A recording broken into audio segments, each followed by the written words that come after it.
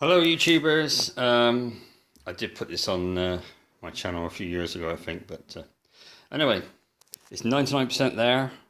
Still got a glitch with it, but I'll just show you around the ghetto blaster.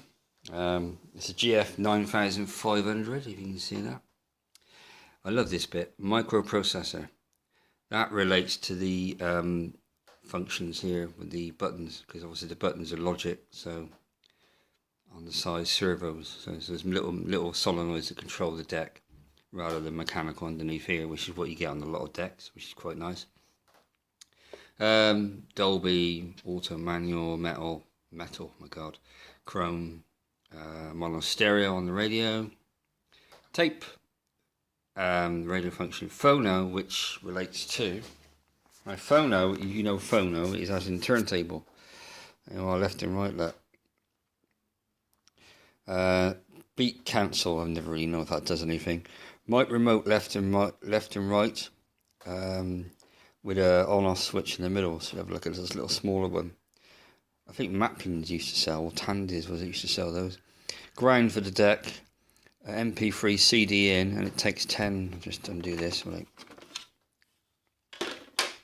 Takes 10 batteries. I've got an adapter lead in there, so I've got a 5-pinned into a jack, so I can plug a source into there and play through it.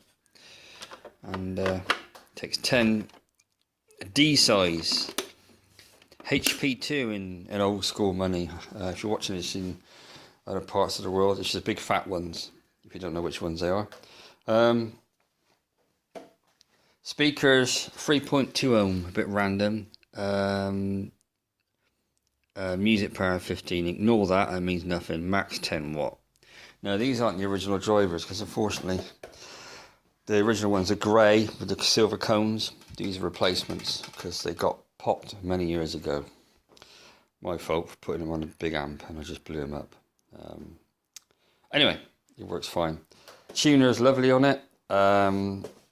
It weighs, without the batteries, probably about 5 kilos, 4 kilos, probably about 4. With the batteries, it probably goes up to about, to be honest, 6. So yeah, it's quite about 6, I was to say, 6 or 7. But yeah, it's a nice unit. I'll just stick it on for a bit. Hopefully YouTube won't block it. I don't know, it might do. Got the tape on.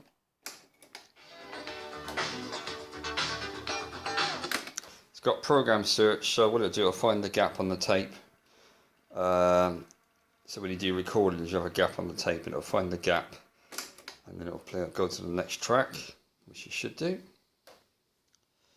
Hopefully, if there's anything on here. There you go. Obviously, you can go back if you want that too. It's quite good.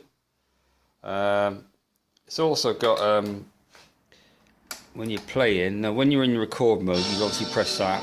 So if I just I'll turn the tape over. I don't want to record on this. There you are. Right, that's I'll put it in the manual mode. There you are. So you can see the VUs bouncing up and down, get it to about 0. Hello, 1 2 1 2 1 2. Hello, hello, hello. And when you're recording, and people used to record off the radio, and you want to put a gap on it, you didn't need to pause it. What you do, record mute. So you just keep your finger on that, and it's still recording. Obviously, the tape isn't going around at the moment, but it creates a gap. So it just takes the audio away, so put a gap in. So when you come to play it back, you can use your program search to find the gap. So that's quite useful. That's the manual level. Look, I'll stick it into auto again, so it's bouncing them down and up. And I'm probably about what, 5 foot away, 5 6 foot away, and you can see it's picking me up nicely. It's very sensitive. Right, I'll stop that. Right, I'll stick it onto tuner.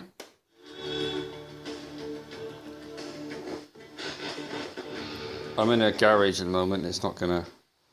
I'll put the air up a little bit for what it's worth. It might help a little bit. Hang on, bear me a second.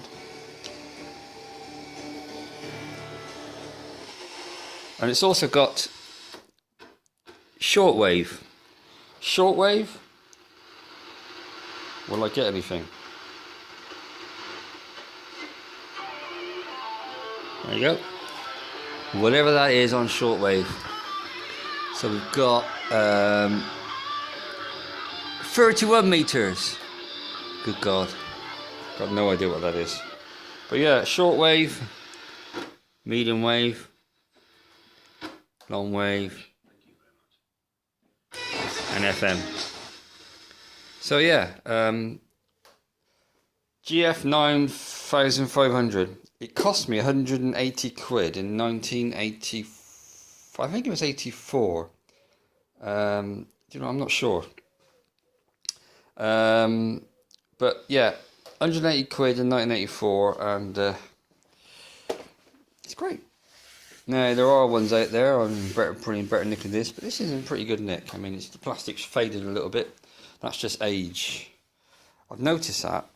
It's not been in the sun. It's been kept in boxes. I don't leave it out, but it's slightly tinted. I think it's supposed to be sort of silvery. It's lighter, but it's on the top. It's changed a bit, which isn't a massive issue.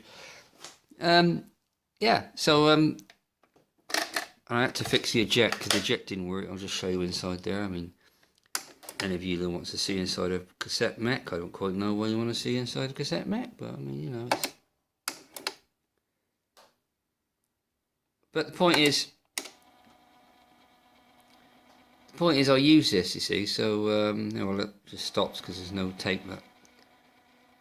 See, that one's not turning, so Vincent's got to the end of the tape. So, yeah, pretty cool. But yeah, the fact it's got a microprocessor written on the front, which you speak to anybody that's, you know, the later generation, they don't want a clue. What's that then? Oh, but there you go. Right, thanks very much for watching, and this is my Ghetto Blaster from 1984, bought from a shop called Argos. Cheers then.